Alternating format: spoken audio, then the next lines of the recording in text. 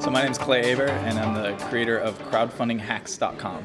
Clay, welcome to Technology.ie, and thanks for joining us today. We're at the Disruptors conference in the Marker Hotel in Dublin, and you participated in a few things today, Clay. You gave an interesting talk about the last gatekeeper. Yes. What's a gatekeeper? A gatekeeper is anyone who can tell you no. It's anyone who, because of their bank account or their title or their certification, can tell you that you're not good enough or smart enough or not fit for this club or should give up on your dream.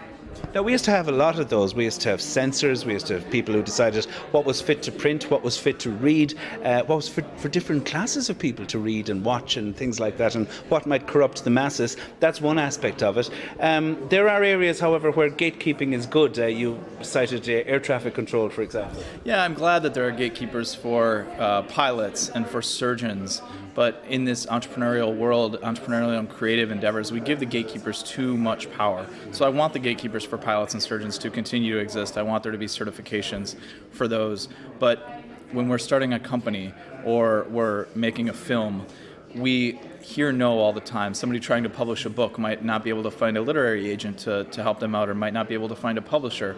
But the world is full of examples, especially in the last 5 years, of people choosing themselves, picking themselves, publishing the book on their own, and finding success. And crowdfunding, which is what I do, there's a lot of examples of people with less than 1,000 backers who were able to start and launch their project or their startup with 400 people, 500 people, completely bypassing, completely skipping the gatekeepers and going right to the backers. Because traditional startups and traditional entrepreneurship has involved investors, angel investors, people like that. They're gatekeepers as well, but sometimes they don't get it when it comes to perhaps a truly disruptive or a truly original idea. Yeah. Crowdfunding is the answer to that, really, isn't it? It's a great answer to that, and a good example of what you're saying is Eric Mijakovsky, who created the Pebble Watch.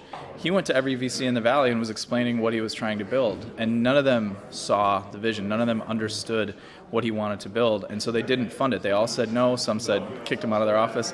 So the company was almost out of money, and they went on Kickstarter, made a video, and put it online and said, this is what we're trying to build, and got dollars directly from the people who wanted a Pebble Watch. No investor needed, no angel needed, and they raised over $10 million. That's a perfect example of the gatekeepers maybe not having perfect taste or perfect curation of these projects and what they approved. They couldn't see the vision, the customers did. And then of course, once he raised $10 million on Kickstarter, the same gatekeepers, the same investors who had passed were calling up Eric saying, can I please get in on this round or the next round? So when you pick yourself and have success, the gatekeepers come running. They do indeed. But equally, when it comes to crowdfunding, there have been some very notable successes, such as you mentioned. There's also been some ones which have been funded and perhaps never been heard of again. Right, and that's why people need to offer their rewards when they do rewards-based crowdfunding. So there's two kinds of crowdfunding. We'll back up. There's rewards-based crowdfunding, which is platforms like Kickstarter and Indiegogo, and then there's equity-based crowdfunding. So in rewards-based, you get a film or a watch or a backpack, and you're generally backing a small amount of money. With equity-based crowdfunding, you're donating a larger amount of money, and you don't get a watch or a backpack, you get a percentage of equity in the company. So completely different. The ones that have been successful but then have delayed is because there's fulfillment risk. This is not like ordering from Amazon and Zappos, where we're ordering from established companies and the thing will show up 24 hours on our doorstep as described. When you're investing in a Pebble Watch, this is a good example, it was funded and it did get created, but they had more demand than they had allocated for, and it took longer to make the watches than they had, so it was delayed. It eventually shipped, but maybe a year later. So as backers, we have to know that there is some fulfillment risk, and as creators, we need to understand that and say, we're offering it to you at below market prices. So if we know that a Kindle ebook costs $9.99, if I'm crowdfunding an ebook, I need to offer that piece of it for $7.99 or $6.99 or $5.99 because I'm not Malcolm Gladwell, and the book might not finish, or it might not arrive, or like the Pebble Watch, it might not arrive on time. So as a creator, know that there's that fulfillment risk and reward your backers by giving them a discount from market price. So I've got a business idea, Clay. I don't even know what it is yet, but let's say I do. Sure. This is my question to you. What kind of business ideas, what kind of startups are most suited to going the crowdfunding route? And perhaps are there ones which you advise to stay away from it? Yeah, absolutely. I actually advised a few companies today to stay away from crowdfunding. For rewards-based crowdfunding like Kickstarter and Indiegogo, I would look at the categories of projects on their site. So art, books, film, this kind of creative entrepreneurial endeavors, apps, iPhone apps, Android apps, that kind of thing.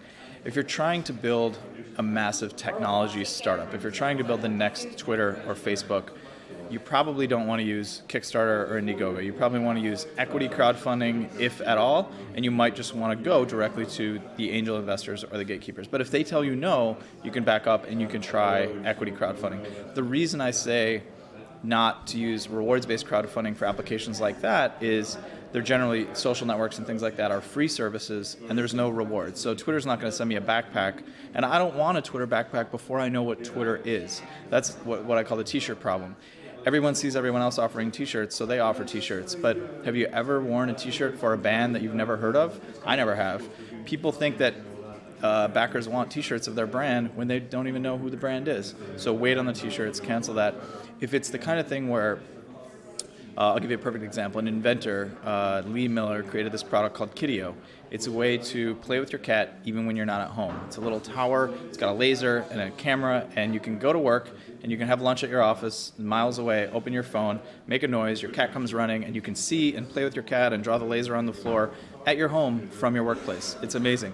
Perfect example for Kickstarter because he can show with a video exactly how the product works, and he can sell directly to cat lovers. And that's why his marketing worked, is because he focused it on people who love cats and people who work outside the home and people who have disposable income. So he didn't just try to reach everybody. He didn't go to the Wall Street Journal or New York Times. He got a ton of press eventually, but he raised over $270,000 directly from cat lovers. So it allows you to basically, to answer your question of should you use crowdfunding, if the people that you want to sell to are the kinds of people that, if you can get them to your project, if you can target your marketing to reach them, like he targeted cat lovers.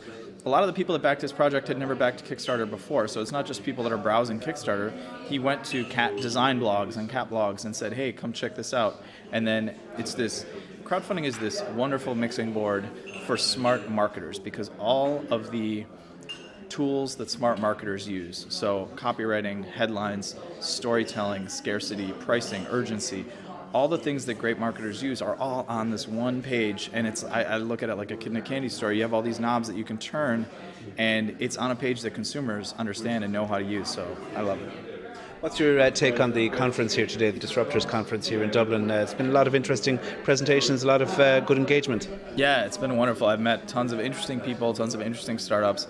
I love the topic of disruption because people don't understand that every industry is being disrupted, right? Blockbuster could have bought Netflix for $50 million, and they said, that's silly. Nobody wants to receive DVDs in the mail. And then a few short years later, Netflix disrupted themselves with streaming, because now we don't want to receive DVDs in the mail.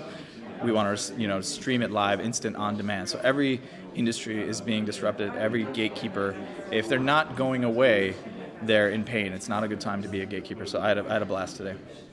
Clay, thanks for talking to us. Thank you.